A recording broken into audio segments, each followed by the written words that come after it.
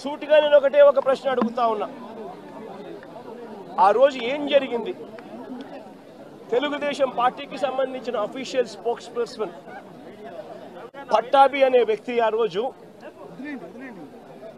Sitting ముఖ్యమంత్రిగా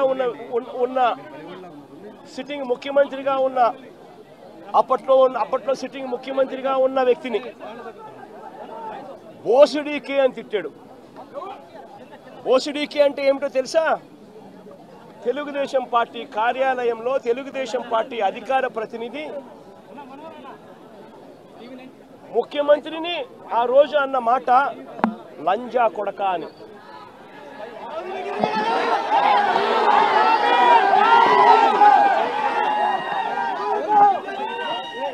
నిజంగా ఆ మాదిరిగా ఒక వ్యక్తి తిడితే రాష్ట్ర వ్యాప్తంగా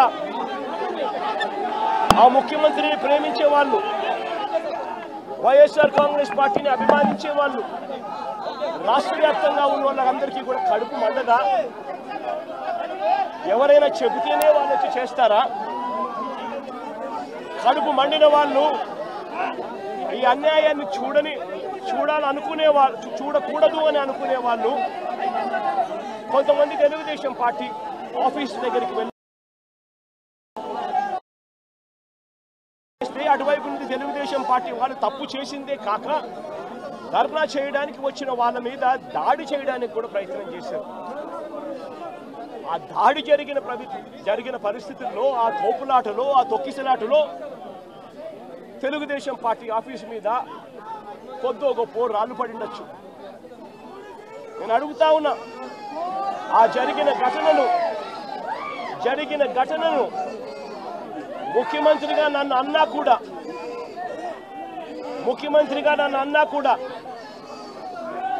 నేను చంద్రబాబు నాయుడు గారి మీద కక్ష సాధింపు చర్యతో వ్యవహరించాల.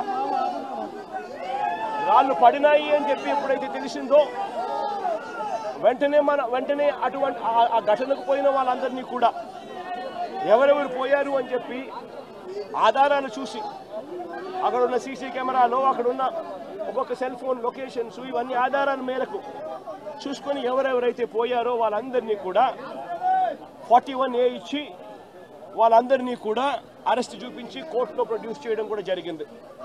ఎందుకంటే 7 ఏళ్ల లోపు ఉన్న కేసు ఇది.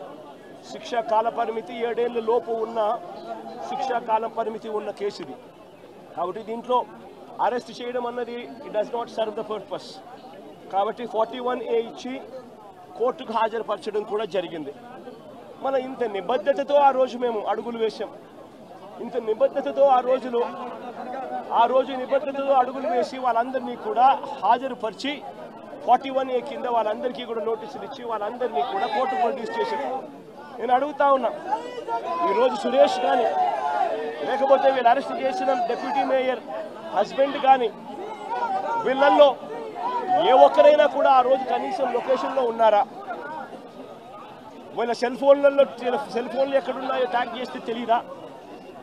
తెలుగుదేశం పార్టీ ఆఫీసులో సీసీ కెమెరాలు ఉండవా? ఆ సీసీ కెమెరాల ఫుటేజ్ చూస్తే తెలీదా? మరి అలాంటప్పుడు వీళ్ళెవరూ లేనప్పుడు 4